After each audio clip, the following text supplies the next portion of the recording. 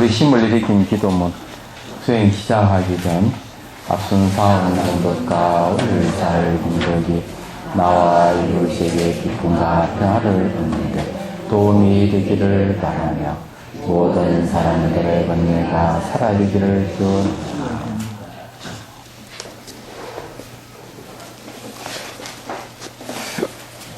오늘은 157페이지요.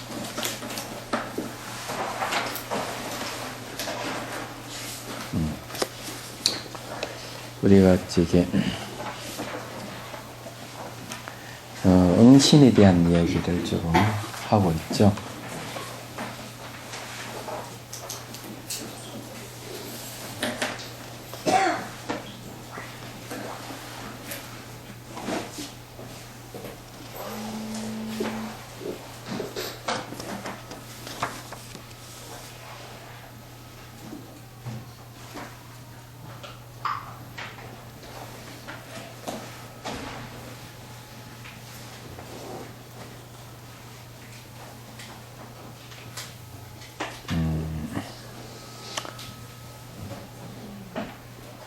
어디 불났나?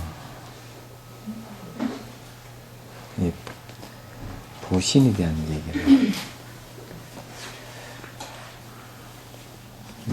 초지상은 법신보살인데요. 자, 봅시다. 욕심과 성냄이 사라진 마음 또한 법계의장이다.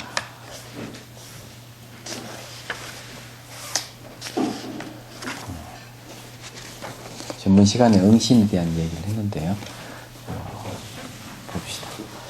진여법을 믿는다는 것은 지켜보는 마음에 의해서 칭찬과 비난이라는 개념지를 넘어 그저 하나의 사건으로 읽는 마음이 커진 것입니다. 예, 진여법을 믿는다. 이게 중요한 건데요.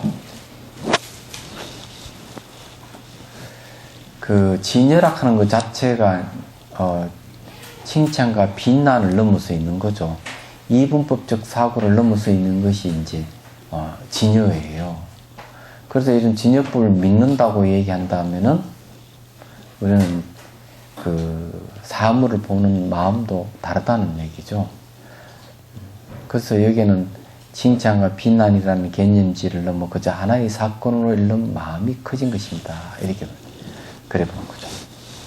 그것이 무상성인 줄 알고 편안한 마음을 지켜볼 수 있는 힘이 커진 것입니다. 이게 이제 무상의 성품, 끊임없이 변하는 무상의 성품도 성이고, 모양이 없는 성품도 성이에요. 이 둘 다는 하나의 시간의, 흐름의 시각에서 봤을 때, 그건 벌써 이분법이 넘어가는 거죠. 그리고 모양 없는 무상성도 이분법을 벗어나겠습니다.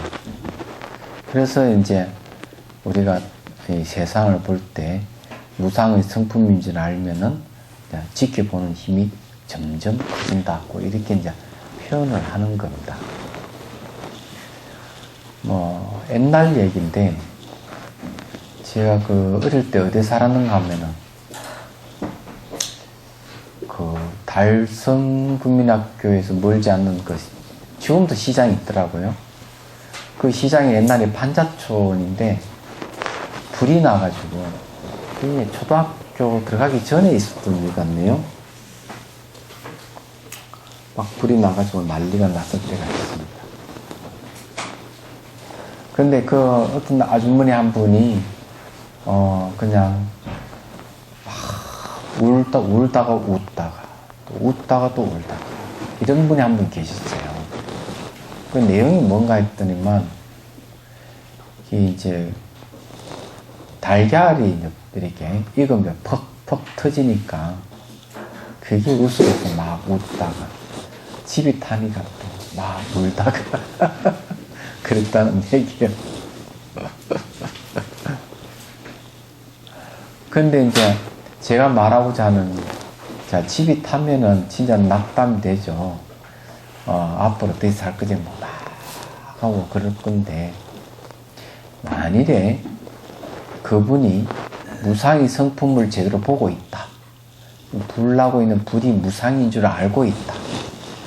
과연 그러면은 어떤 반응이 보일까?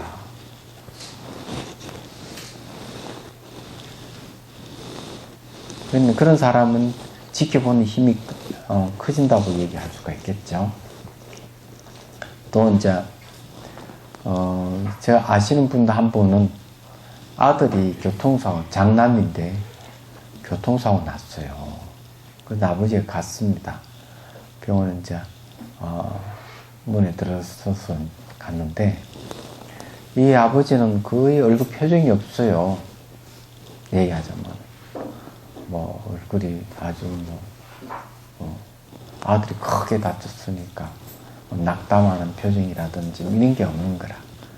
그래서 친구들이 가서 보니까 자기 아들이 그렇게 크게 다쳤는데 별 그런 동요가 없으니까 너는 어떻게 아들이 그렇게 다쳤는데 그렇게 무심할 수가 있느냐. 예. 사람이 그걸 매정하고 무심하냐. 그러니 그 아버지가 하는 얘기가 지금 무슨 소리를 하느냐. 저놈이 다칠 조건 돼서 다쳤고 안 다칠 조건은 안 다쳤을 건데 지가 다칠 조건 돼서 다쳤을 뿐이다. 얘기하자면 이미 다친 사람에 대해서 낙담해 한다고 해서 그 아이가 그냥 다 났었어 일어날 것도 아닌데 지금 무슨 소리를 하느냐. 그들이 반문을 하더라는 거죠. 얘기하자면 전혀 마음이 동요가 없이 아들이 그렇게 장난이 그렇게 크게 다쳐도 아무지도 않더라고요.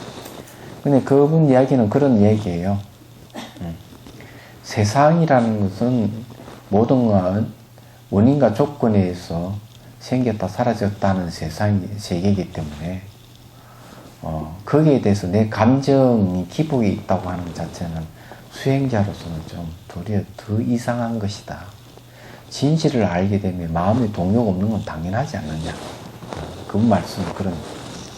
근데 이분은 수행하시는 분이에요. 보니까. 여기서 그런 거죠. 만일에 이제 반대로 무상의 성품인 줄 모른다면 어떻게 될까? 그러면은 불난 집에 대해서 웃고 울고 하는 그 아주머니 같이 내가 손해봤다. 앞으로 어떻게 살지. 이런 마음이 막 할 거예요. 그래서 계란을 퍽퍽 터지니까 웃으니까 막 웃을 수도 있는 것이고 대상에 따라서 마음이 막 슬퍼지기도 하고 기뻐지기도 하는 것이죠. 그럼 그 대상을 무상으로 보는 게 아니에요. 그거는. 우리는 언젠가는 죽거든요. 영원히 살지 못합니다. 결정되어 있어야 죽는다는 것은. 언제 죽을지는 결정이 안 됐을 뿐이죠. 죽는다는 것은 결정되어 있어요. 근데 여러분 죽을 때 재산을 가져갈 수 있습니까? 어림도 없어요. 그럼 자기 몸뚱아리도 못 가져가는데 그러면 자기 부인이나 남편이나 자식들을 데려갈 수 있습니까? 불가능한 일이에요. 얘기하자면. 그래 죽는 순간에도 내가 오늘 장사를 해서 얼마나 벌고 얼마나 이익을 보고 내가 명예가 어떻고 그건 무슨 부질없는 짓이죠. 생각해 보시면. 그래 무상이라 하는 것은 그와 같은 것이다. 얘기하자. 그래서 이 지켜보는 힘이 커진 것이다 하는 말이 그런 거죠. 마음이 동요가 없다 이 말이에요. 그건 왜 그러냐? 무상의 성품이 바로 진여법이기 때문에 그래요. 진실을 본다는 거죠. 그렇게 되면서 칭찬과 비난, 성공과 실패가 없어진 것과 같이 되어 가겠지요.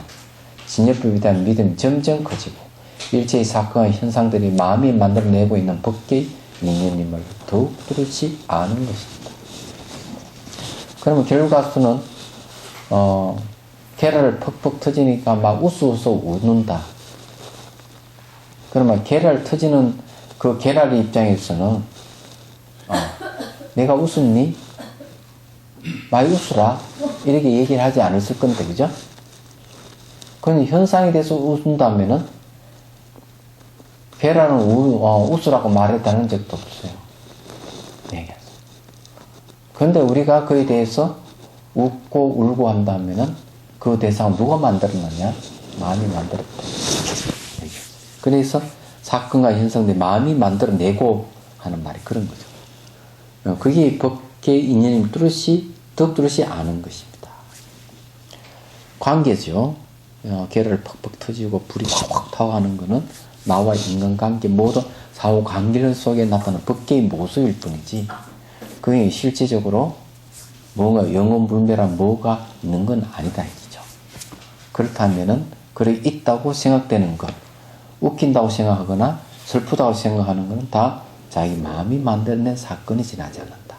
근데 그 마음이 바로 인연법이다 이게. 법계 인연이라는 거죠.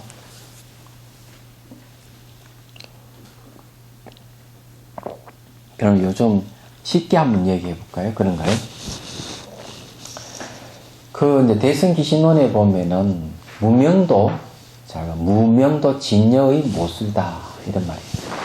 무명. 이 말 한마디 여기서 그대로 적용되는 말이요. 사건과 현상을 마음이 만들어내고 있는 법계 인연이다 이러는데 우리는 과연 어떻게 살아가느냐 한번 살펴볼 필요가 있어요. 우리가 어떻게 살아가느냐. 우리가 보통 사는 것은 뭔가 하면은, 대체적으로, 내숭을 떤다든지, 내숭, 아시죠? 안 그런 채 한다든지, 자기 약점을 철저히 숨긴다든지, 자기 기준에 봤을 때, 참, 얼굴 붉힐 만한 일이 있다면은 꼭꼭 숨기고 드러내지 않는 게 대부분이에요. 그러니까 좋은 거는 드러내고 안 좋은 거는 숨긴다. 이게 이제 이 이분법적 사고의 정형이에요. 그 최근 다음에도 보면은 그런 사람은 세 종류의 사람이 있는데 선과 악을 명확하게 잘 구분하는 사람, 그리고 선악을 전혀 구분 못하는 사람, 선하고 구분 못하는 그 세계 속에 살면서도 거의 물들지 않는 사람, 이 세 종류를 얘기했어요. 첫 번째 선하고 구분하지 못하는 사람에 대한 얘기. 이게 선이고 이건 악이도 구분 못하는 사람들은 무섭죠. 안 그래요? 그것은 무서운 겁니다. 그런 거는 이익에 따라서 선해졌다, 악해졌다 할 수 있는 집단이에요. 그런 분들이 있죠. 그렇지만 대다수는 보면은 선과 악을 너무 잘 구분해가 악을 멀리하고 선을 진근히 하는 사람. 이런 사람도 아주 골치 아파요. 예스냐 노느냐 분명히 해라 하는 것 같은 얘기입니다. 그리고 뭐 나쁘다 싶으면 다 숨겨버려 좋은 것만 드러내는 그런 삶을 사는 사람들이죠. 근데 이런 두 부류의 사람, 첫 번째 부류나 두 번째 부류의 사람들은 모르는 게 있어요. 선악을 구분하든 선악을 구분하지 않든 그 자체가 사후 관계성에서 일어나는 현상들이에요. 바로 연기한다는 얘기죠. 이런 사실을 잘 아는 사람들은 세 번째 부류의 사람이에요. 뭔가 하면은 선악의 구분뿐만 아니라 선악을 구분 못하는 사람들은 같이 섞여 살지만은 그런 사람들에게 물이 들지 않는 사람. 인연법을 너무 잘 알기 때문에. 근데 이런 사람들은 어떤 사람들이냐면은 나쁜 것도 인정하는 사람. 제가 그 전에 그런 얘기 했죠. 전혀 실수하지 않으려고 하는 사람들. 결벽증이 있는 사람들. 이런 사람 피곤하다고 얘기하잖아요. 그렇지만은 나사 한두 개 빠진 사람은 사람 사귀기도 좋고 편안하고 부담도 안 되고 그런 얘기 한번 한 적이 있죠. 실수는 아름다운 건데 사실 실수하는 것 그 자체도 연기의 한 모습, 관계성 속에서 일어나는 현상이에요. 그래 이 법계 연기의 하나의 모습이라고. 근데 법계 연기 입장에서 보면은 좋고 싫음이라든지 악하고 선한 게 따로 없는 거죠. 너무 관계성 속에서 일어나는 일들이에요. 얘기하자면. 그럼 어떻게 해야 되느냐? 얘기하자면 실수도 용납해가면서 살자. 인정하고. 자기 안 좋은 부분도 연기의 한 부분이니까 싫어하지 말자. 어떤 사람은 외모가 좀 못하다 콤플렉스 가진 사람도 있더라고요. 돈이 없어서 성형수술을 못할 뿐이지 돈 있으면 하고 싶다는 사람 많더라고요. 근데 그런 사람들은 자기 얼굴에도 콤플렉스가 있는 자식 듣다 보면은 잘생긴 얼굴인데도 불구하고 성형수술을 하겠다는 사람. 자기 부모가 만들어준 얼굴이 좀 실수로 만들어졌다 하더라도 싫어하지 말자. 다 연기 실상 중에 하나일 뿐이요. 시간을 보면 똑같이 변해가는 존재다. 그 여기에서도 법계 인연임을 알아야 됩니다. 다 마음이 만드는 것들, 좋고 싫어하는 것들이. 그래서 부질없는 욕망과 성냄이 거쳐가는 것일 뿐만 아니라 함께 사는 모든 이웃들에게 편안함을 나눌 수 있는 힘이 커져갑니다. 자, 욕망과 성냄이 거쳐간다. 모든 무상하다면, 변한다면 내가 욕망을 일으켰어. 그리고 또 내가 그걸 얻을 수 없다 해도 화를 내고 그걸 하는 마음이 안 생기는 거예요. 그러니까 점점점 거쳐간다. 그래서 이게 딱 앉아가지고 몸과 마음을 관찰해 몸이 끊임없이 무상하게 변해간다. 마음도 변해간다고 본다면 내 몸과 마음에 집착하는 마음이 떨어져 나가는 거죠. 욕심을 부린다든지 성을 낼 일이 없다. 사회의 편견 중에 하나가 그런 거죠.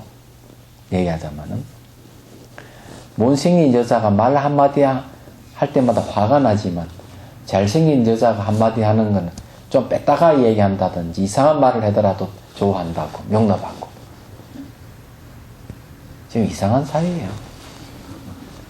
잘생긴 남자가 그래도 뭐 이상한 행동하고 뭐래 하더라도 용납하고 못생긴 남자 하면 저 짓꼬라지 지긴 뭐야 이랬어라고.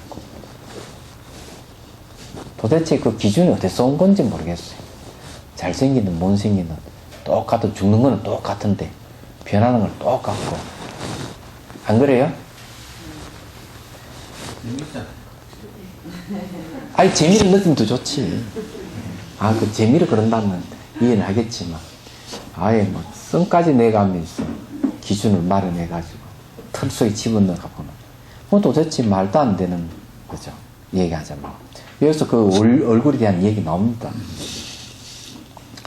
그래서 이게 함께 사는 모든 이웃들이 편안함을 나눌 수 있는 힘이 커져갑니다. 어울린 이웃들이 제 얼굴을 잃지 않으면서 함께 어울려 제 빛으로 빛나는 이웃이 됩니다. 그러니까 제 얼굴을 안 잃지 않는다는 말이 뭐겠어요?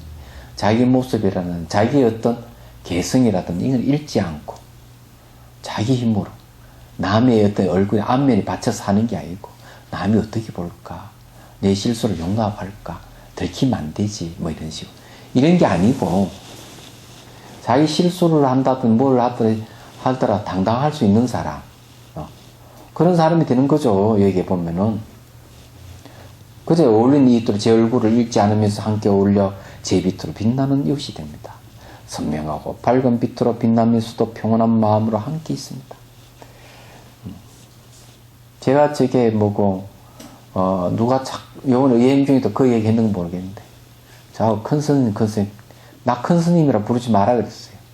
나도 화도 내고 싶고 마음대로 하고 싶은데 그는 큰 스님이라 틀이 있으면 아무것도 못하니까 나보고 그런 하지 말라고. 좀 자유롭게 좀 살고 싶다고 내가 그랬어요. 안 그래요? 어떤 뭐 말에 걸려가 살 필요는 없죠. 여기 이제 알아둬야 될 게 우리의 수준의 단계도 4단계가 있어요. 첫 번째 단계 이름입니다. 이름. 이걸 명이라 그래요. 이름에 죽고 사는 사람들.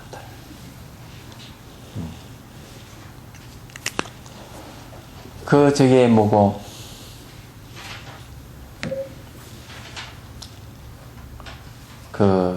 폰에 보니까 그게 나오더구만. 사마귀 유치원이라는 게 있대. 거기 보기 재밌는 이야기 있다. 백설공주 이야기를 하는데, 백설공주가 이쁘대. 예. 너무 이쁘대. 거기에는 등장하는 시녀도 이쁘고, 마녀도 이쁘고, 모든 거 다 이쁘대. 그래, 넘어가대. 그냥 이쁘다 하나하나로 그냥. 근데 거기에 뭐가 있는가 하면, 이름이라 하는 게 있어요. 사람들은 이름에 죽고 사는 경우가 대부분입니다. 그래서 이쁘다 그러면 다 좋아하고 이 왜 그렇게 생겼어 이러면은 싫어하는 거예요. 근데 그게 전부 이름이거든요. 얘기하자면. 그래서 우리는 1차원적인 사람, 이름에 죽고 산다. 한 30여 년 정도 되나? 프랑스에 이제 그게 스님, 프랑스에 사시는 스님하고 이제 그 프랑스에 들렀어요. 들렀는데 이 스님 지나가다가 그 고등학생, 여학생, 니 왜 그래 못생겼니? 스님이 그랬어요. 그래서 지나갔는데 그러고는 나갔다가 다시 저녁 무렵쯤에서 돌아왔어요. 다시 저수를 하는데 그 스님 문 앞에 쪽지가 하나 있는 겁니다. 그 스님이 쪽지를 보더니 막 웃는 거예요. 왜 그러냐, 그러니까. 그 쪽지에 그 여고생이 글을 쓴 게 있어요. 뭐라 쓰는가 하면은, 소크라테스가 말했다. 너 자신을 알라. 그렇게 써있어. 못생겼다. 그러니까 이제 이 이름에 대해서 반응을 하는 거죠. 서로가 이름에 대해 반응하는 게 우리 살아가는 거예요. 모든 사물에 다 이름을 붙이고 사는 거죠. 자기 자신에 대해서 마찬가지예요. 얘기하자면. 좋은 이름을 좋아하고 비난이라든지 폄하하는 말이라든지 욕이라든지 이런 소리는 다 듣기 싫어하는 거죠. 그런데 이제 이름에 매여 사는 사람 많습니다. 명칭에 이름 보면 명칭이 매여 사는 사람 많아요. 자기는 소심하다. 소심하기 때문에 무슨 일 같은 거 못한다. 이렇게 생각하는 사람. 그럼 소심하다 하는 건 이름이죠. 첫 번째 우리 살아가는 두 번째는 뭔가 하면요.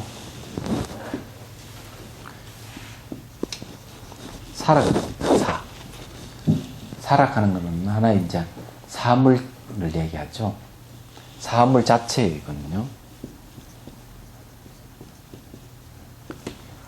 첫 번째 이제 이름에 그냥 누가 비난하면 화를 내고 누군 칭찬하면 좋아하고 또 아이고 내 이름 왜 이래 이름 바꿔줘 이러고 또 자기 이름을 사랑해 너무 좋다 이렇게 하기도 하고 더 나아가지고 아 내가 굉장히 진취적인 사람이지 이렇게 생각하는 사람 그리고 또 어떤 사람은 나는 소심해 무슨 일을 난 못해 빠지는 사람 전부 이름에 걸려있는 사람들이죠.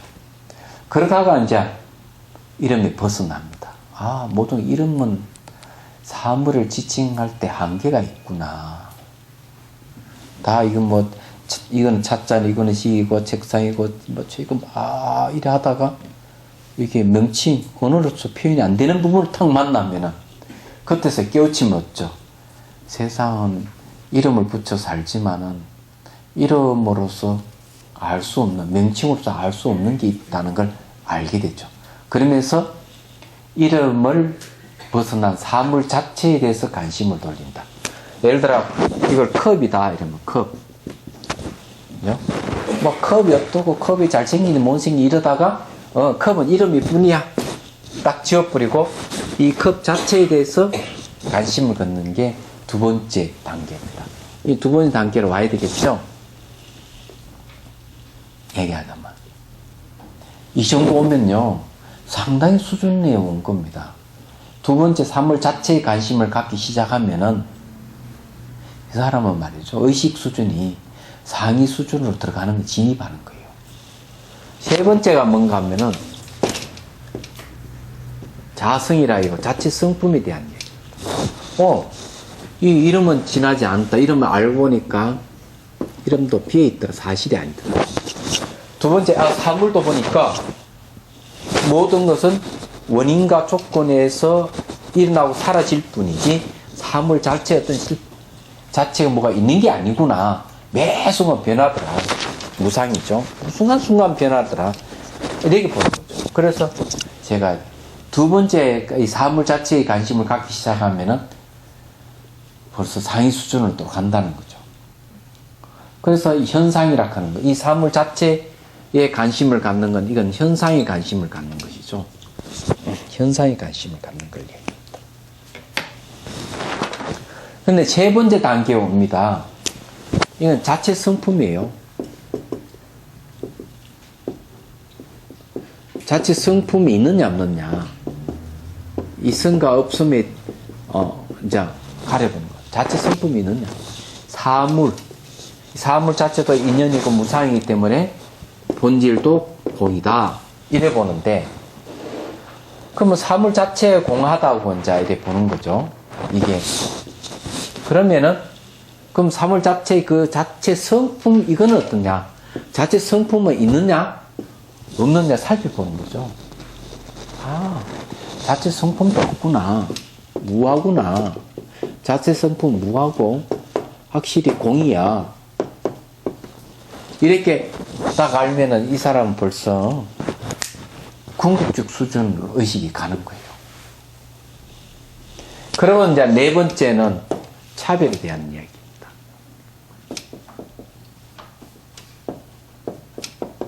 어떤 차별? 내가 이름과 이 사물이 다 현상이니까 모양이 있는 거고 변화하는 것이잖아요. 변하는 것이 차별의 모습이지만 속내정은 사실은 이런 차별은 마음이 만든 것이다. 이게 마음이 만들었어. 그렇기 때문에 이것도 공이야. 그러면 이분은 이제 궁극적 의식 상태에 안착하는 거죠. 그러니까 이 네 번째 단계까지 오면은 초지 경기에 들어서는 겁니다. 그러니 벌써 자성 자체 성품이 실체성이 없다 하는 공성인 줄 알면 여기에 머물게 되면은 차별의 세계는 마음이 만들었다 하는 걸 알게 되는 것이죠. 그래서 우리는 어디 수준이냐? 여러분 다 이름에 웃고 울고 하죠. 첫 번째 수준은 못 벗어나는 거지. 얘기하자면.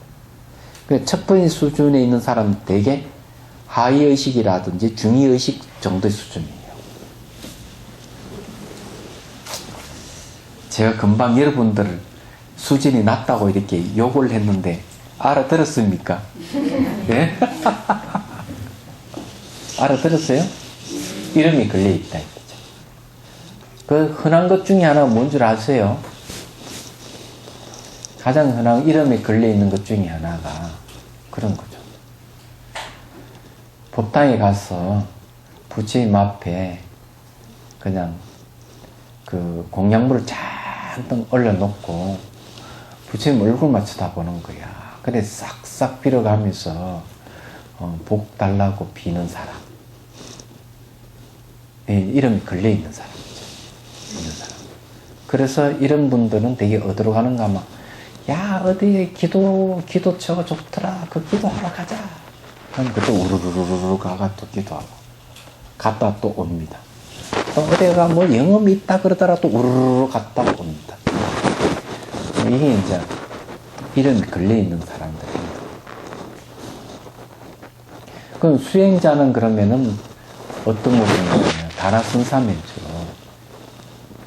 아이고 갔더니 절에 갔더니 막 꽁꽁 얼어 추워 탈탈 떨는 거야. 온돌방도 아니고. 법당에 갔더니 막 목불이 있는 거야. 그냥 얼른 내려가서 도끼가 쫙쫙 쪼개가 불 탁 떼고 따뜻하게. 이런 사람은 바로 이름에서 벗어나 버렸어요. 그래서 주제에 와가지고 영음 있는 부처님 도끼를 쪼개 불 뗀다고 막 방방방 뛰는데 스님은 태연하게 젓가락으로 이렇게 죄를 이렇게 거치고 있으니 선생님 뭐합니까? 사리를 찾고 있네. 아니 목불이 무슨 사리가 있습니까? 그럼 살이 없다니 그럼 부처가 아니네. 그러면서 그래 이런 사람 벌써 이름도 벌써 났고 사물 자체 실체가 없다 하는 것도 벌써 알고 있는 거죠. 어떤 분은 말이요, 그거 갔어. 인도 성지순례 간 거야. 근데 법당이 들어갔는데 저게 뭐고 흙으로 만든 불상이 있는 거예요. 얘기하자. 도자기 때문에. 이 사람이 잘못 건드려가지고 툭 떨어져가지고 그만 박살이 나버렸어. 근데 이 사람은 어떻게 할게요? 어떻게 될게요? 떨어지는 거 팍 사고 부서져 버렸다. 어때요? 이분은 어떤 태도를 취했을까? 나 죽었다. 예? 나 죽었다. 가까운 표현입니다. 나 죽었다. 그보다 좀 더 심했어요. 모르시죠? 너무 놀래가 기절해버렸어요.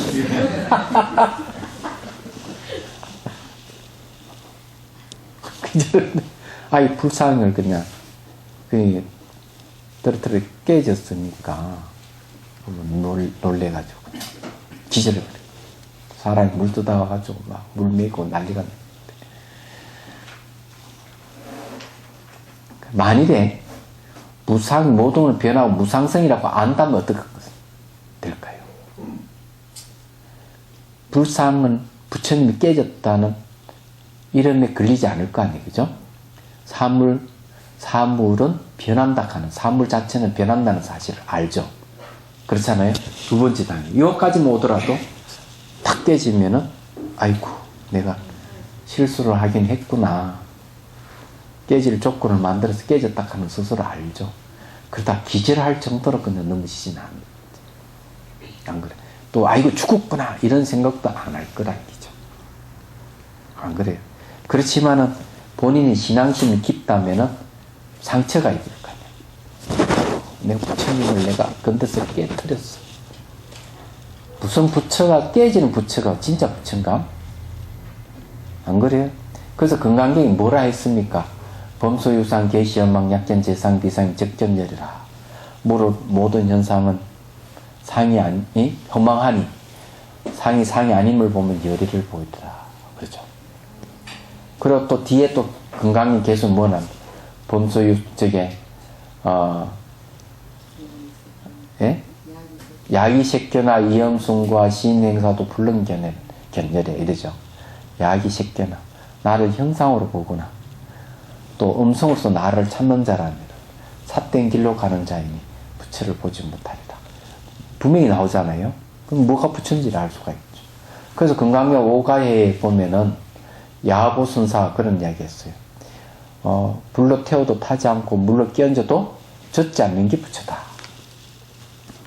그러면은 떨어져 박살난 거는 뭡니까? 부처가 아니잖아요. 형상이 있는 거니까. 무상이 부처고, 그죠? 공이 부처고, 진여가 부처죠. 그럼 이해가 되시죠? 그럼 여러분들이 아이고 어느 부처님 영어 믿다 막 가서 기도하고, 이건 어떤 수준입니까? 첫 번째 이름에 매여 있는 수준이죠.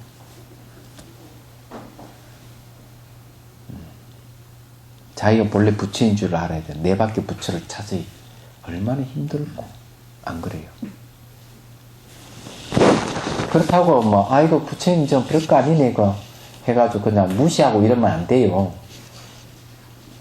왜 무시하면 왜 안 되는 줄 알아요? 무시하는 종자가 마음에 남으면 안 되니까. 그거 안 좋은 거예요.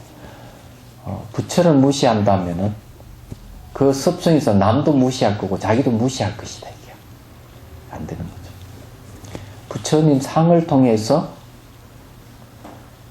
부처의 상이 부처는 아니지만 부처의 상을 통해 가지고 부처님에 대한 신앙심을 우리가 고치시킬 수 있는 건 사실이에요. 부처라 하는 상이 부서지고 망가진다 하는 알기는 알지만 실체가 없음을 알지만은 단지 지금 형상이라 하는 것은 부처에 다가가기 위해서 내가 본래 부처인 줄 알아가기 위한 하나의 방편일 뿐이다는 거죠. 그걸 생각하시면 돼요.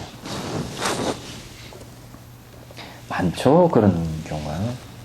그래서 여기서 뭐가 부처냐 이러니까 그런 얘기를 합니다.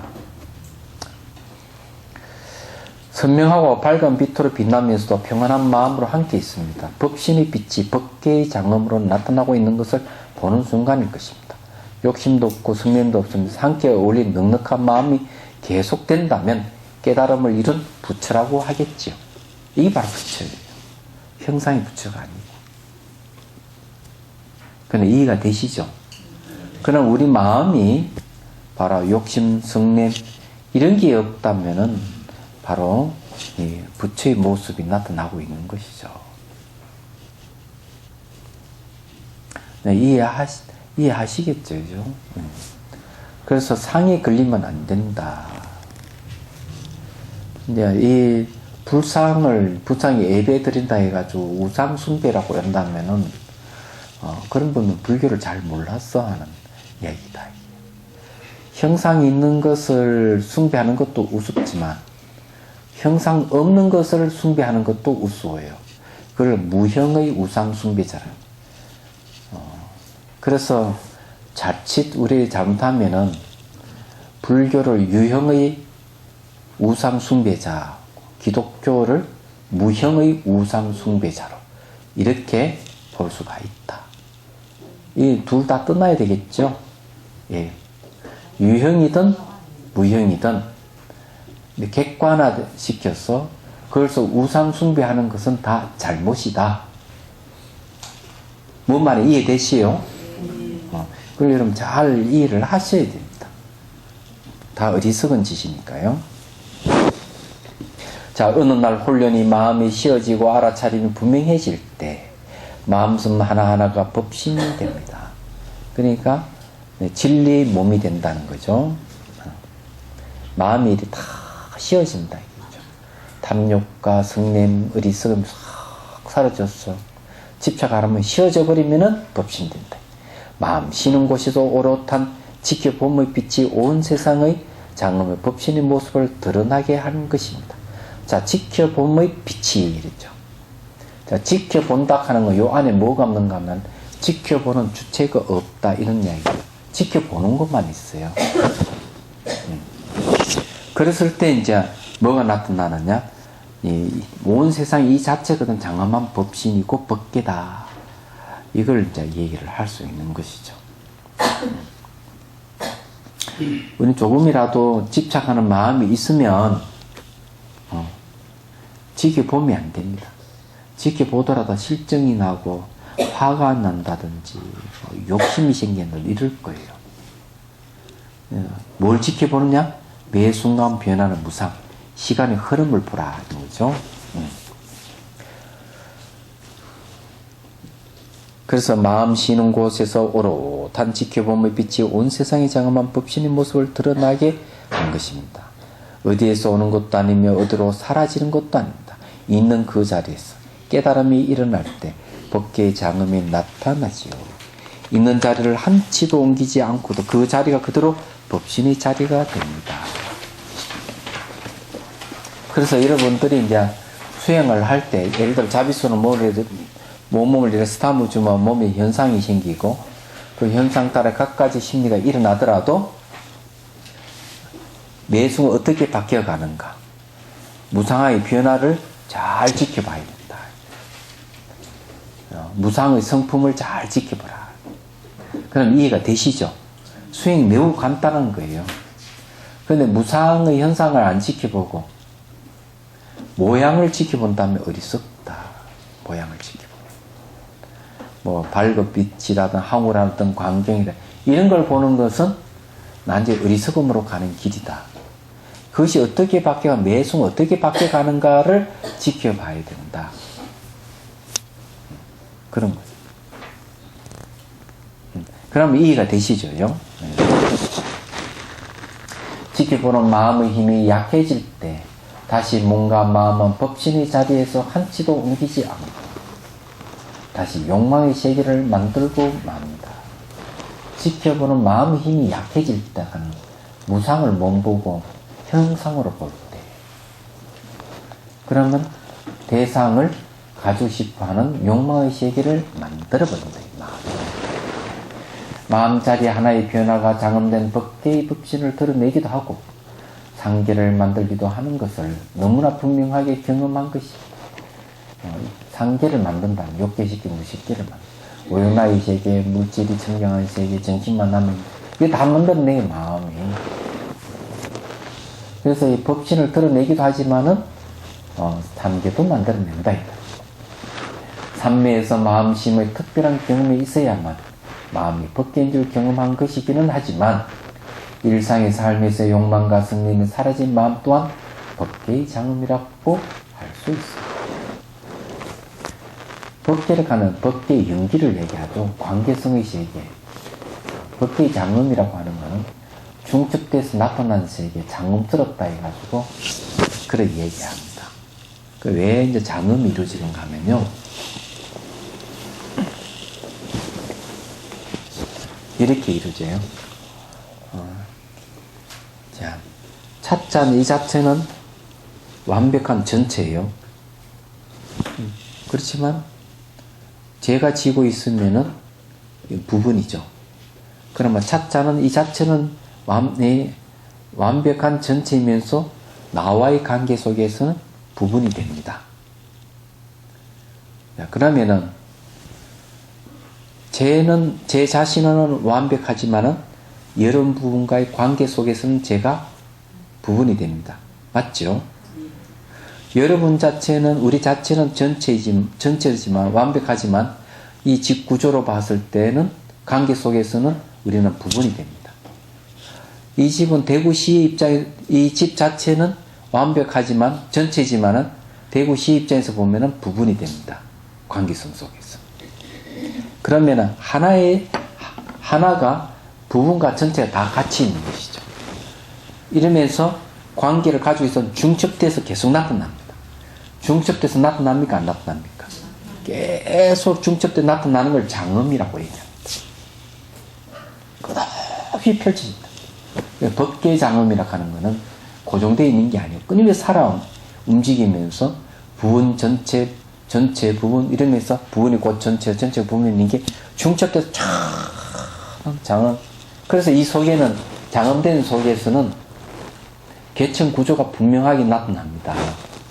그러면 높낮이가 있죠. 그죠?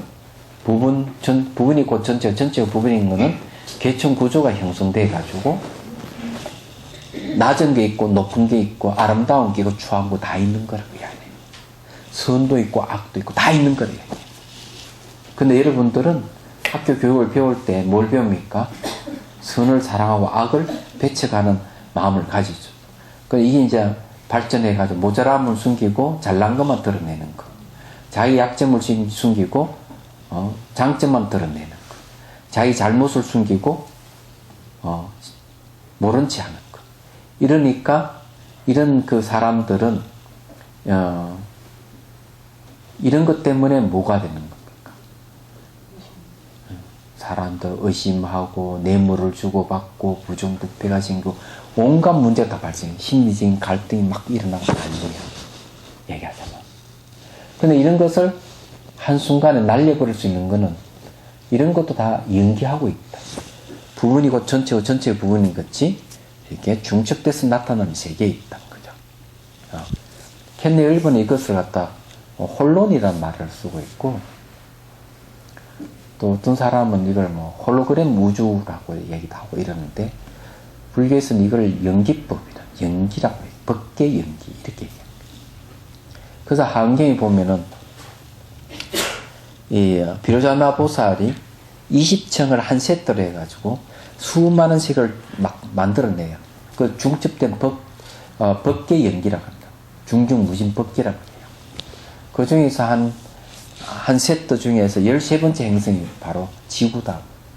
지구가 마치 연꽃 봉우리가 약간 기울어진 이런 모습을 하고 있다. 이렇게 비유를 그렇게 들고 있어요. 근데 어쨌거나 추하고 아름답고 크고 작은 것 이런 것을 가려가지고 작은 건 나쁘고 큰 거 좋다. 아름다운 건 좋고 추한 건 나쁘다. 이런 식으로 이분법적으로 생각하면 안 되고 관계성으로 전부 다 파악을 하라 하는 거죠. 이게 중요해요. 그럼 관계성의 다른 이름이 뭔가 하면은 법계의 무상성이 매 순간순간 변해가는 걸 얘기를 합니다. 시간적으로. 그걸 이해를 하셔야 돼요. 내재하는 실체가 없고, 또, 네, 그런 거죠. 그래서 이 얘기를 하는 거예요. 그래서 마음자리 하나의 변화가 장없는 법계의 법신을 드러내기도 하고 상기를 만들기도 하는 것을 너무나 분명히 경험한 것입니다. 삼매에서 마음심이 특별한 경험이 있어야 마음이 법계인 줄 경험하는 것이라고 하지만 일상의 삶에서 욕망과 성림이 사라진 마음 또한 법계의 장엄이라 할 수 있습니다. 법계의 장엄에 대한 설명입니다. 이해가 되시죠? 집안에도 장엄이 있습니다. 집안에도.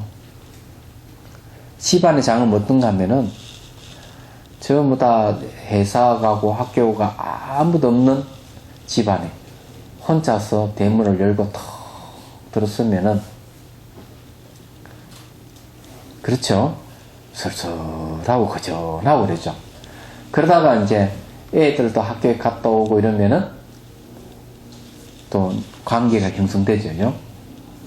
아이가 하나 오면 또 하나 오면 남편까지 오고 이러면 식구가 하나하나 모이기 시작하면은 마음이 든든해지고 기운이 막 생기고 이러는 거예요. 이 장엄이에요. 이해가 된 줄 알고요. 그래 부분이 곧 전체 부분이라는 게 잘 드러났다 이거죠. 그래서 법계의 장엄은 마음의 특별한 상태에서만 경험되는 것이 아니라 일상의 모든 어울림이 나인 줄 알고 어울림이 나다. 그러니까 집에 혼자서 왔을 때는 나락하는 것을 내세울 수가 없어요. 그런데 아이가 오고 남편이 돌아오고 아내가 돌아왔을 때 서로 관계성 속에서 서로 어울림 속에서 나락하는 것을 정체성을 확인할 수 있죠. 바로 그걸 얘기해요. 그래서 일상의 모든 어울림이 나인 줄 알고 그 나가 바로 법신인 줄 아는 게 있습니다. 이 나락하는 것이 뭡니까? 관계의 중심입니다. 그러니까 아내라면 아내가 그 가족의 관계 속의 중심이 되고 남편은 남편의 그 관계성 속의 중심이 되고 아이는 아이대로 그 가족의 중심이 되는 겁니다. 개개인이 부모님이서 곧 전체이기 때문에 부분일 때는 중심이 아니지만 부모님에서 그러니까 아버지가 있다면 자식 입장에서 봤을 때 아버지가 중심이고 자기는 부분이 되겠죠. 그렇죠? 그렇지만 동시에 자기가 없으면은 아버지도 없죠. 관계성. 그럼 내가 중심이면 아버지도 부분이 되는 거죠. 그렇게 본다면 누구든지 가족의 누구 한 사람이든데 다 개개인이 중심이 될 수 있기 때문에 그걸 뭐라고 얘기하느냐 하면은 여기에서 바로 그게 내가 나락하는 게 바로 법신인 줄 아는 데 있다. 관계성 속에서 이렇게 파악을 하는 거죠. 그러면 이게 참 이해가 쉽죠. 근데 연기락 하는 거는요 단순하게 눈에 보이고 들리는 이것만의 법기 연기를 얘기하는 건 아니에요. 연기도 두 종류가 있거든요. 염연기가 있고 정연기가 있습니다. 염연이 물들 염자죠.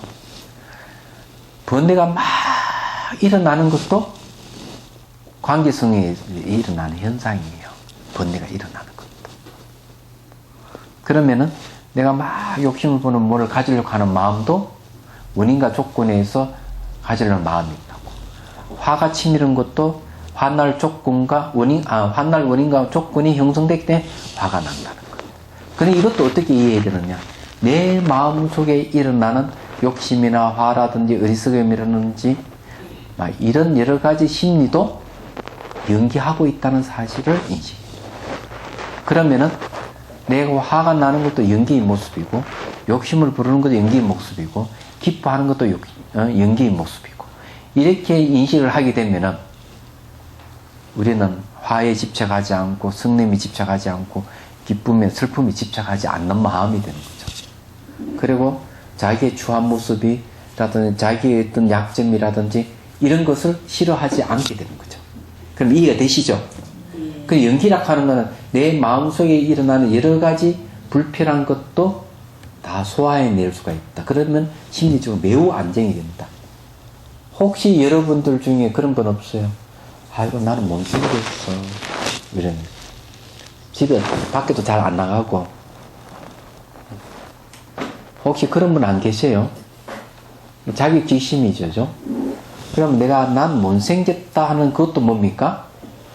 나의 연기의 한 부분이라는 사실을 이해하는 게 중요하다. 연기한다 하는 거는 관계성 속에 존재한다 하는 거는 내재하는 실체가 없고 변한다는 그런 뜻이에요. 그게 중요하다. 그래서 인간은 가능성의 존재라고 얘기를 하는 거예요. 자, 그래서 나뿐만 아니라 어울린 모두의 지금이 바로 법신이 장엄으로 나타난 세계인 줄을 자라게나 사무칠 때가 바로 완성된 깨달음이지요. 나만이 아니고 누구든지 다 어울리는 모든 사람은 그 자체 그대로 법신의 장엄이다. 법신이 장엄으로 나타난 세계다. 그게 바로 깨달음. 그렇게 아는 게 깨달음이다. 단지 그렇게 아는 것이 지속이 안 되죠. 강의 들을 때는 아이고 맞다 하고 마음이 깨달았는데 이랬을 때는 다 까먹어버리니까 또 미혹하게 돌아가죠. 그래서 이 깨달음이 지속시키려면 깨달음을 지속시키는 방법이 수행이에요. 명상 수행하는 거죠. 다른 게 아니에요. 나가 따로 있으면서도 나만이라고 할 수 있는 것이 없다는 것을 의식 알면 내가 따로 있어서 나라고 할 만한 게 없어요. 관계 속에서 나라. 관계 속에 나가 바로 법신이다. 그 자리가. 그래서 이 나가 따로 있으면서도 나만이라 할 수 있는 것이 없다는 것을 여실히 알면 생명의 어울림이 늘 절대 현재 지금 여기에서만 이루어지고 있다는 것을 알고 그렇게 사는 것입니다. 절대 현재라고 그러죠. 과거는 지나가서 돌아오지 않아 없어요. 미래는 오지 않을 수 없고요. 절대 현재 이 순간이에요. 이것만 있어요. 지금. 그래서 절대 현재 지금 여기에서만 이루어지고 있다는 것을 알고 그렇게 사는 것입니다. 매송 현재 여기서만 이루어지는 거예요.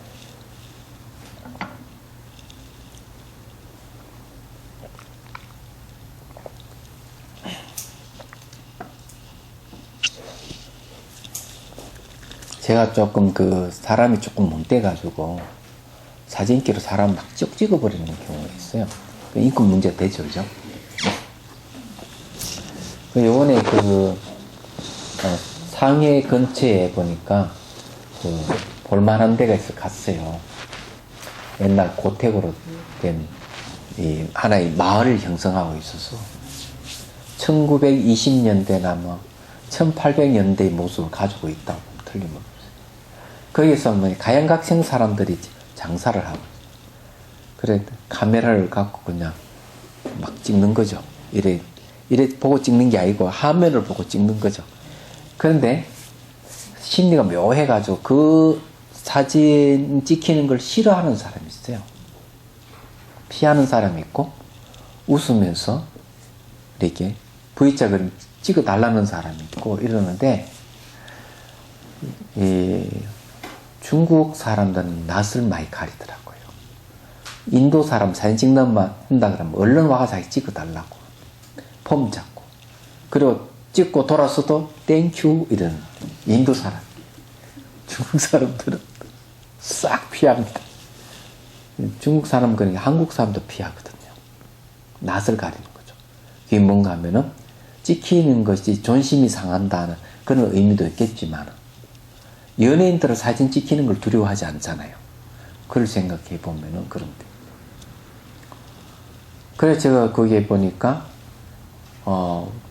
원율인가 어떤 선언이 있더라고요 안에. 그래서 내가 또 이러니까 한 외국인이 나를 보더니 자기 사진 찍어도 되느냐고 나보고 묻더라고요. 찍으라고. 내가 찍혀줬죠. 그거 아무렇지도 않는데 왜 사람들 안 찍으려고 그러는 거예요. 그죠? 근데 거기에도 심리가 있더라. 나락하는 것이 있는 사람은 찍기 싫어합니다.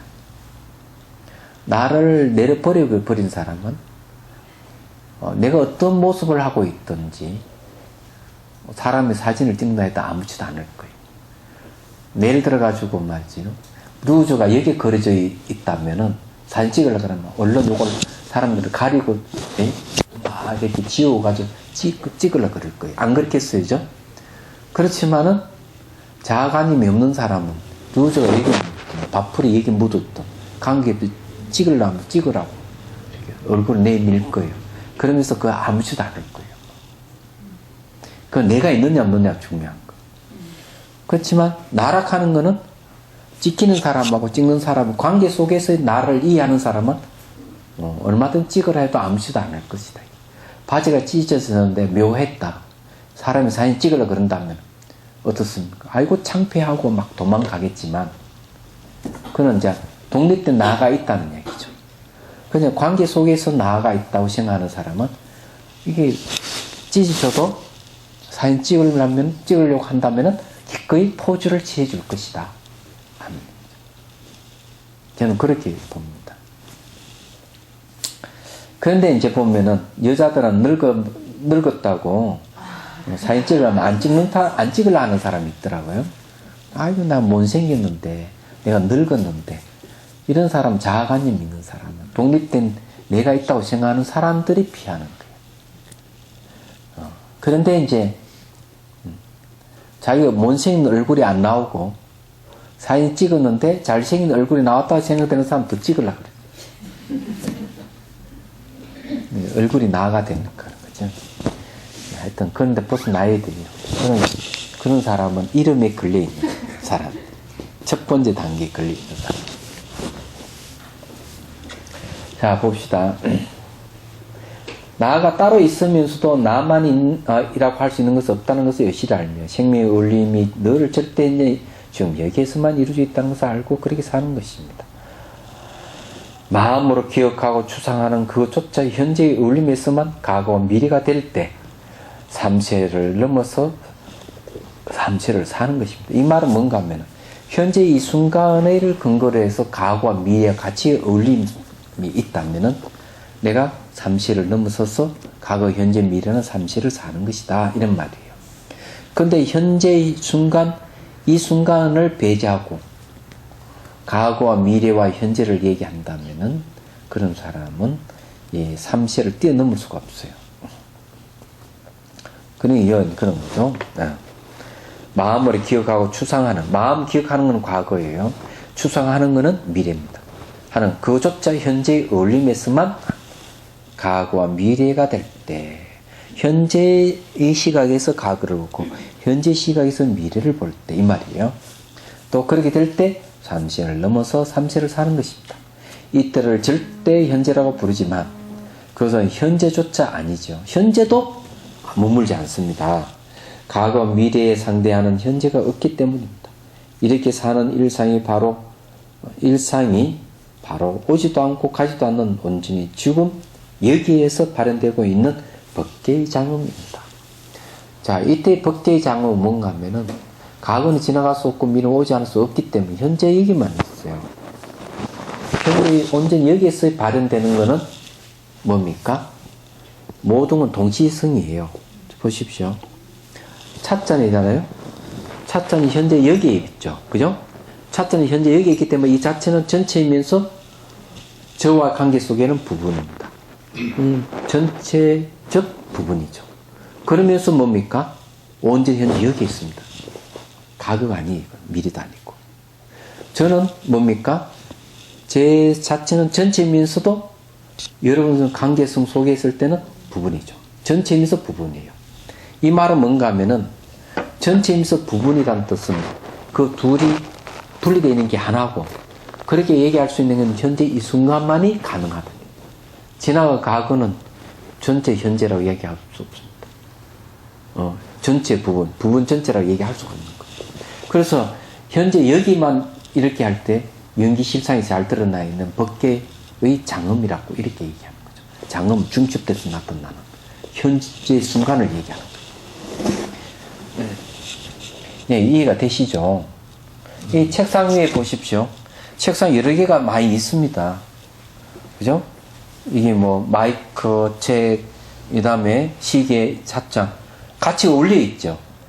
올려 있는 건 뭡니까? 이건 이거 자체는 전체이면서도 관계성 속에서는 부분이죠. 책은 전체이면서도 관계성 속에는 부분이에요. 전체 부분 다 같아요. 그런데 한눈에 다 들어오죠.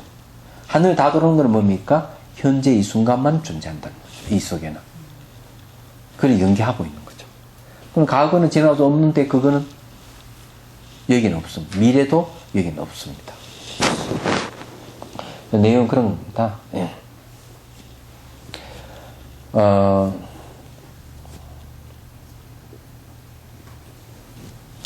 이때를 절대 현재라고 부르지만 그것은 현재조차 아니지요. 과거와 미래에 상대하는 현재가 없기 때문입니다. 이렇게 사는 일상에 바로 오지도 않고 가지도 않는. 자, 오지도 않고 가지도 않는다는 말은 실체가 없다. 오는 주체도 없고 가는 실체가 없다. 그렇죠. 언제 지금 여기에 발현되고 있는 법계의 장엄입니다. 물론 3세의 현재를 뛰어넘는 경험으로 법계의 빛과 장엄을 체험하는 것이 너무나 중요하지만, 자, 법계의 빛과 장엄을 체험합니다. 법계의 장엄은 뭡니까? 중첩되어 있어 나타나는 것, 부분이 전체가 부분인 걸 이야기합니다. 법계의 빛이라고 얘기하는 것은 바로 마음을 얘기하죠. 마음을 떠나서 이 장엄을 얘기할 수 없다 이거죠. 그와 같은 경험을 기억으로 갖는 것이 아니라, 자, 기억으로만 이렇게 하는 게 아니고 기억으로부터 자유로운 삼매의 마음, 곧 깨어있는 마음으로 지금 여기를 있는 그대로 알아차려야 합니다. 기억으로만 하는 것은 대상을 고정화시키죠. 딱 묶어버리는 거죠. 그런 게 아니고요. 자유로운 삼매의 마음, 마음이 고요하다는 거예요. 대상이 집착이 없다는 거죠. 그리고 그는 대상이 끌려가는 게 아니겠고 대상으로부터 내 마음이 깨어있다는 거죠. 그대로 그를 알아차려야 된다. 자, 꾸민주로 사무치게 할 때가 깨달음이다. 이 말은 뭔가 하면 우리가 사는 것 자체가 꿈이야. 그래서 그 스산순사가 뭔가를 이야기하는 것만은 주인이 손님에게 꿈 이야기를 하니 손님도 주인에게 꿈 이야기를 하네. 이 꿈 이야기 하는 이 사람들도 꿈속의 사람이고 꿈속의 사람이라고 알아차린 그 자체도 바로 꿈이네. 이런 시가 있어요. 우리는 꿈속의 사람입니다. 인정하기 쉽지 않습니까? 네? 그럼 꿈이 언제가 꿈인 줄을 이제 알려 드릴게요. 가장 꿈인 줄 잘 알 때가 해외여행할 때. 인도라든지 어디 갔다 오면은, 갔을 때는 현실이지만, 갔다 오고 보면은 꿈이야. 그렇죠? 여기서 뭐 강원도를 간다든지 부산을 간다, 이거는 꿈으로 안 생각 안 해요. 물 건너서 갔다 와야만 꿈인 줄 확실히 알아요. 저는 가장 잘 알 때가 언젠가 하면은 사진을 찍은 거 가져와가 정리할 때 사진 보면서 확실히 꿈이구나 알 수가 있는 거죠. 남편이 아내를 쳐다봐도 그 꿈인 줄 알아야 돼요. 같이 사니까 현재를 느끼지만은 아내도 매 순간 변하죠. 남편이 아내가 변하는 걸 잘 몰라요. 아내가 남편을 변하는 걸 몰라요.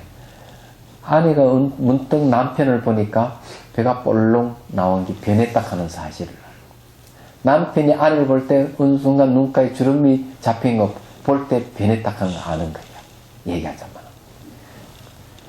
그래 보통 사람은 거기서 거쳐버려요. 그래서 남편이 배 나온 거 보니까 남편이 꿈이고 아내 눈가에 주름 잡힌 거 보니까 꿈인 줄 이렇게 아는 아내나 남편이 없더라 이 말이지. 그게 문제야. 그러니까 이제 싸우는 거죠. 그래서 중국에는 어떤 게 있는가 하면은 어떤 대학원인지 보니까 수강료가 한 1000만원이 넘어 1500만원이 되는데 학과 내용이 뭔지 아세요? 남편 바람 피우지 못하게 하는 학과예요. 제목이. 남편 바람 피지 못하게 하는 법을 강의하는 내용이 그거예요. 예? 제가 말 잘못했어요. 그러니까 한쪽에서 무슨 이 뚱땅지 같은 이런 학과가 있나 이러니까 한쪽에서는 아니다. 남자들 돈이 많으니까 축첩을 한대. 축첩. 중국에는 그런가 봐요. 3칸더를, 4칸더, 5칸더를 막 두는가 봐. 아니, 그러니까 문제지. 안 그래? 그러니까 어떻게 하면 자기 남편을 지킬까? 이게 이제, 그러니까 학과가 생겼다고 난 생각을 해요. 그런데 난 그걸 이해합니다. 왜 이해하는가 하면요. 오랜만에 상해를 갔더니만 깜짝 놀랐어요. 상해가 진짜 거리도 깨끗하고 사람도 엄청 깨끗해졌고 옷 입는 것도 옛날과 다르게 잘 입더라고요. 얘기하자면. 그래서 뭐 상해의 어떤 어느 아파트가 줄비단 거리를 가보니까 깨끗합니다. 그리고 상점 이런 것이 뭐 아주 고급스럽고 아파트도 고급스럽고. 그런데 우리나라 아파트, 서울 강남 아파트 맘먹더라고요. 아파트 한 채 사고 팔고 하는 내용을 들으니까 상해가 그런 동네예요. 그리고 더 놀라운 거는 차들이 중국차는 하나도 안 보이고 전부 외제차가 비까번쩍한 돌아다니. 외제차예요. 외제차의 홍수 속에 왔다 갔다 했습니다. 너무 놀래가지고. 그게 돈이 이제 넘쳐나는 거죠. 중국이. 얘기하자면. 그래, 축첩할 만하죠. 축첩이라는 말 알죠? 세칸드를 두는 걸 축첩이라. 그런 거죠. 그래도 중국에 나는 묘해가지고 운남성에 가면은 얘기하자면은 모계 사이가 안 좋고 있습니다. 여자아이가 태어나면은 안방에서 기르고 남자아이가 태어나면 마루에서 키운다 그러잖아요. 남자아이가 다 장성하면 언제 집 나가는지 나가버립니다. 그런데 아이를 가지고 그 아이 아버지가 누군지는 몰라. 얘기하자면 농사지 있고 뭐 하는 거 전부 다 여자가 주인이다. 그런 동네가 아주 있습니다. 어쨌거나 자 봅시다. 꿈인 줄을 사무치게 알 때가 깨달음이다. 이미 이는 법계의 장엄을 경험하는 것이 아니다. 마음이 법계의 장엄으로 나타난 줄 알아야 합니다. 이 마음이라 하는 것이 관계를 갖고 나타나는 거죠. 그러면 마음이 법계의 장엄으로 나타난 줄 알아라는데 바로 우리가 그런 세계에서 알고 있죠. 그 중에 나타나는 현상이 뭡니까? 소셜 네트워크입니다. 스마트폰이죠. 그럼 이해가 되시죠? 이 잡스라는 사람 참 대단한 사람인데 바로 스마트폰 생태계를 만든 사람이야. 이야기하자면 소셜 네트워크라는 생태계를 조성한 사람. 대단해요. 그러니까 애플이 지금 엄청난 좀 돈을 벌고 있잖아요. 엄청난 돈을 벌고 있어요. 그래서 그걸 애플 체제가 있고 하나는 구글 체제가 있잖아요. 그 등록을 하게 되면은 만일에 무엇이든지 그걸 내야 돼요. 뭡니까? 예. 뭐 내는 게 있더라고요. 그래 그 안에 장사를 하게 되면은 또 몇 프로를 또 내는 게 있는 거예요. 그래 만든 사람은 가만 앉아서 돈을 버는 거죠. 그런데 그 사람들 어떻게 생각하는? 그래서 돈을 번다고 생각하는 게 아닙니다. 이렇게 오픈을 했으니까 너희들 이익을 얻지 않느냐. 그러면 그 이익 일부를 다 오는 거죠. 이런 느낌.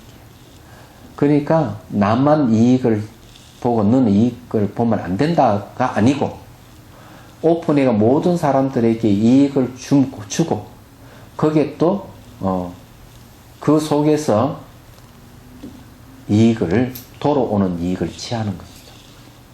그러니 여러분들도 그런 삶을 살아야 돼요.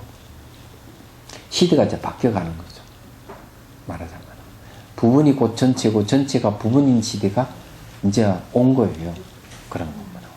대단한 거예요. 부타톡 많이 이용하세요. 한 달 후 되면 사용하게 될 겁니다. 그래서 부타톡을 통해서 소셜 네트워크를 형성할 수 있습니다.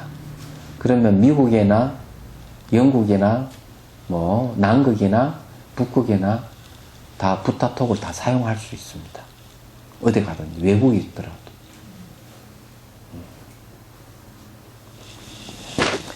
그 다음에 봅시다. 이 마음이 이 법계의 장엄이다. 그죠?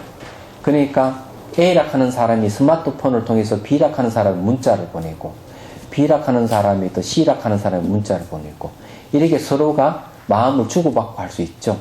그게 뭡니까? 중첩대 부분이 곧 전체 부분이 중첩대 나타나는 것을 장엄이라고 하는 거죠. 이제 그런 것이 이제 이 스마트폰을 통해서 나타나는 소셜 네트워크가 형성됐다 이 말이에요. 이미 있는 법계를 보는 것은 일상에서 마음 밖의 대상에 마음을 빼앗기는 것과 다름이 없습니다. 일상만이 꿈과 같고 물거품 같은 것이 아니라 마음 신 상태에서 경험하는 신비적 직관 또한 꿈과 같고 물거품과 같습니다. 일상을 넘어선 신비 속에 살고자 하는 것은 잘못된 판단인 어리석음에 근거하고 있습니다. 우리가 뭘 일상을 넘어 초월을 하는 건 어떤 신비 체험을 얘기하는데 사실은 그런 것도 꿈과 같고 물거품과 같다 이런 말이에요.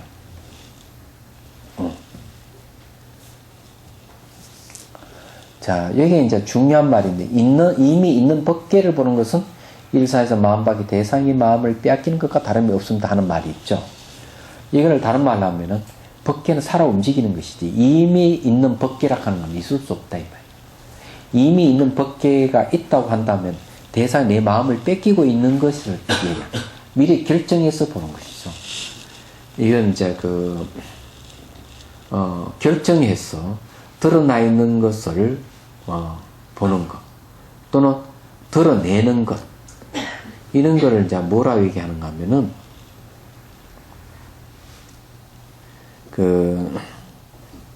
표상 패러다임이라고 그래요. 표상 패러다임. 나타나 있는 것을 이걸 지도화해가지고 드러내는 것이죠. 이미 결정해서 보이는 걸 이야기합니다. 근데 표상이란 말 그런 거죠. 나타날 표자 모양상. 표상 패러다임이라 하는데 표상 패러다임은 근대입니다. 탈근대가 아니고 구닥다리라는 얘기죠. 이게 이제 잘못된 게 뭔가 하면은 표상 패러다임에 자기가 빠져 있어요. 그 패러다임을 만든 본인이 빠져 있는 겁니다. 그래서 자칫하면 이제 일어나는 게 그걸 만든 자기 자신을 절대화할 가능성이 많은 거죠. 교만해지는 거죠. 이야기하자면. 그러다가 이제 이 탈근대로 들었으면은 자기도 그게 한 부분이다. 예를 들어가 자연을 드러냈다. 자연은 이렇고 저렇고 표상 패러다임을 드러냈다면은 나도 자연의 한 부분이다. 이렇게 보기 시작하는 거죠. 그리고 내가 우주를 이렇게 본다가 아니고 나도 그 우주의 하나다. 이렇게 보면은 표상 패러다임에서 변하는 무상 패러다임으로 바뀌는 거죠. 왜? 나도 그 한 부분이라면 매 순간 변해가기 때문에. 이렇게 바뀌어. 이게 이제 탈근대라고 그래요. 마치 뭐 같은가 하면은 고전물리학에서 내가 이것을 실험해서 보면은 맞다고 인정한 것. 그런데 어느 날 보니까 대상이라 하는 관찰에 어떻게 관찰하느냐에 따라서 대상이 바뀌더라 하는 걸 알게 되죠. 어떨 때는 파동으로 나타났다가 어떨 때는 입자로 나타나고 주관의 영향을 받는다는 걸 아는 순간부터 현대물리학으로 들어오는 거죠. 주관 객관의 상대에 있다는 것. 나와 대상 서로 유기적인 상호관계를 가지고 있다는 것. 이렇게 사고가 바뀌는 거죠. 얘기하죠. 그래서 자아 중심에서 탈자아 중심으로 바뀌는 겁니다. 굉장한 거죠. 그래서 여기에서는 뭔가 하면 신비작하는 건 없는 거예요. 그런데 보통 신비라는 말, 신비체험이라는 말을 쓰는 거는 명상을 통해서 신비체험을 하죠. 그렇지만 그것마저 현상이라면은 물거품 같다는 걸 빨리 알아야 된다. 그래서 여기에서 이 신비적 직관 또한 꿈과 같고 물거품과 같습니다. 일상을 넘어선 신비 속에 살고자 하는 것은 잘못된 판단이 어리석음에 근거하고 있습니다. 일상과 다른 체험이 있는 것 분명하지만 일상이 꿈인 것처럼 그것 또한 꿈일 뿐입니다. 꿈인 줄을 사무치게 알 때가 깨달음이며 꿈이 아닌 것처럼 알아차리는 모든 인식 내용이 사라지는 것이 깨달음을 체득하는 것입니다. 그러니까 꿈이 아닌 것처럼 알아차리는 모든 인식 내용이 그런 내용이 사라져버리면은 이게 깨달음이다. 바꾸서 말하면은 꿈인 줄을 아는 것이 바로 깨달음이다. 원효스님께서는 육정참여문에 그런 얘기를 하고 있어요. 네 당의 꿈의 단계를 설명합니다. 첫 번째는 꿈 속에서 물에 빠져가 물에서 강물에 헤어나려고 막 하는 것. 첫 번째 단계. 이거 우리 살아가는 삶이에요. 이런 경우는 결국 뭔가 하면은, 또 부도를 맞았구나. 또 대학에 떨어졌어. 직장을 또 떨어졌어. 뭐 이런 거. 참. 예쁜 여자가 사귀었는데 또 바람 맞았어. 물건은 참 안 팔린다. 그냥 거적거리는 거죠. 얘기하죠. 그러다가 어느 순간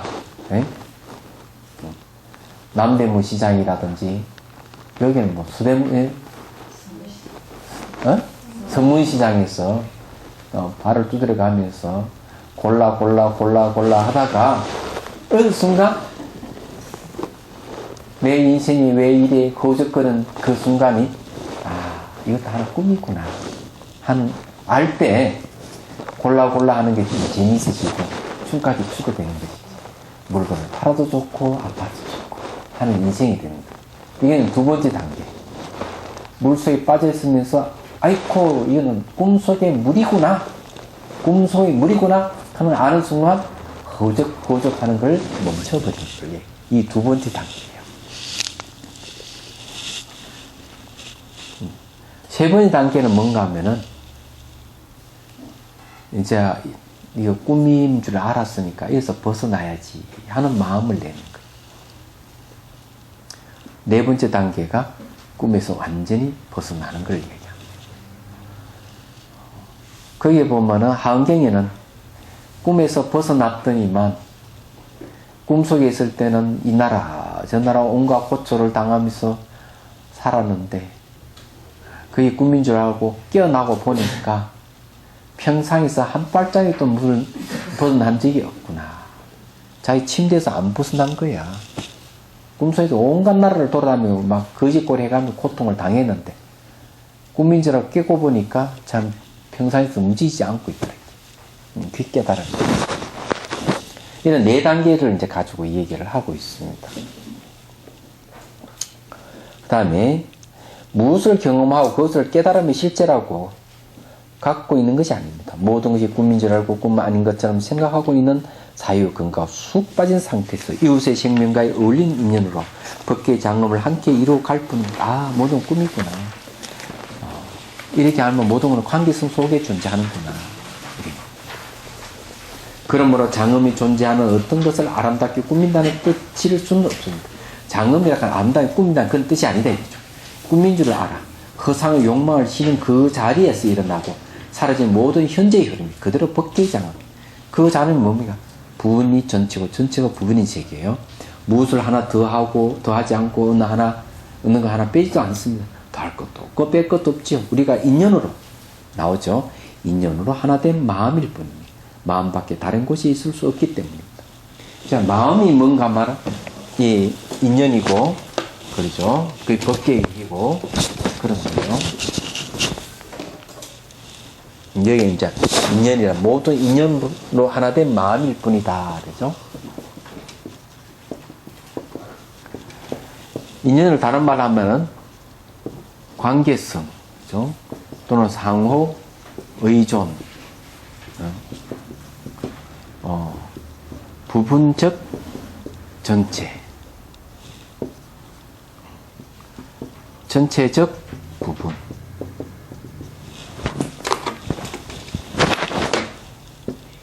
매 순간 변하는 무상. 그 다음에 다른 말로 하면은 공, 무아 이렇게 표현해요. 그래서 이거는 직접 원인이고 이거는 이제 간접 원인이에요. 예를 들어 직접 원인이 남편이라면은 간접 원인은 아내 되겠죠. 아내. 그러면 두 사람이 인연이 되면은 뭐가 생기죠? 자식이 생기죠. 이거는 과예요. 반대로 할 수 있죠. 직접 원인이 아내일 수 있습니다. 네. 그 다음에 간접 원인이 남편일 수 있습니다. 이건 뭔가 하면은 이런 경우는 영국 왕실이 그렇잖아요. 그렇죠. 아내가 왕이고 남편은 왕이 아니죠. 대리 사이에 들인다면은 아내가 원인이고 남편이 조건이 되는 거예요. 그래서 이제 인연이 되면은 자식이 태어나는 거예요. 저건 비유가 아니에요. 사실을 얘기합니다. 그래서 이 중첩되어 나타나 자식이 또 결혼하면 또 아이가 생기고 이래가지고 계속 부분 전체 쫙 장음되게 전개되어 가는 거예요. 그걸 장음이라고 하는 거죠. 근데 그것이 전부 다 마음이 돼. 마음밖에 다른 곳이 있을 수 없기 때문에. 왜? 아내가 남편을 모르고 남편이 아내를 모르면은 자식이 생기지를 않죠. 그죠? 예를 들어가지고 결혼을 해가지고 신혼인데 순간 신랑이 신부를 잊어버렸다. 그래서 문을 열고 탁 들어선 순간 웬 여자에게 당신 누구요? 기억상실증이 자기 아내를 모른다면은 그러면 이 부부가 합방을 하지 못할 거고 합방을 하지 못한다면은 자식이 안 생길 것이다. 안 그래? 모르니까. 그런데 남편은 아내를 알고, 이건 신랑은 신부를 알고, 신부는 아내를 알기 때문에 그 둘 사이에 자식이 생기죠. 그럼 그 알미 뭡니까? 마음이에요. 그래서 대상을 아는 것이 마음이다 하고 아비달마세. 이 알매에 의해서 남녀가 연결되어 있죠. 알매에 의해 가지고 부모, 자식이 연결되어 있고, 알매에 의해서 친구, 친척, 전부 다 이렇게 연결되어 있고, 그 알미 마음이에요. 그래서 여기서 말하는 모두가 인연으로 하나 된 마음일 뿐이다. 이렇게 얘기합니다. 이해가 되시죠? 오늘 그만하자. 목이 자꾸 쉰다. 아이고, 참. 유머 감각이 없는 이 본문을 듣는다 수고 많았어. 힘들죠, 이죠? 질문이 있으면 하십시오. 질문.